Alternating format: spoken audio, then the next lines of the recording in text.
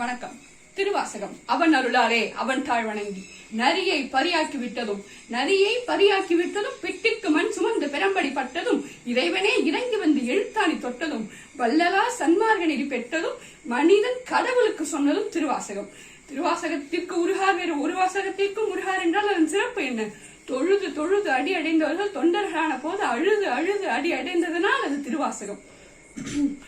ஆண்டவன் பெயரால் உலகத்தில் பிரிவினைகள் ஏற்படுகின்ற போது ஒரு மதம் பரப்ப வந்த பாதிரியார் திருவாசகத்தை மொழிபெயர்த்திருக்கிறார் என்றால் ஏகன் அநேகன் இறைவழிவார்கள் யார் உற்றார் ஆரேலார் இறைவனை பாடும் பரிசேலோர் எம்பாவா என்று சொல்கிற போதிலும் போப் கொஞ்சம் கலங்கித்தான் இருப்பார்.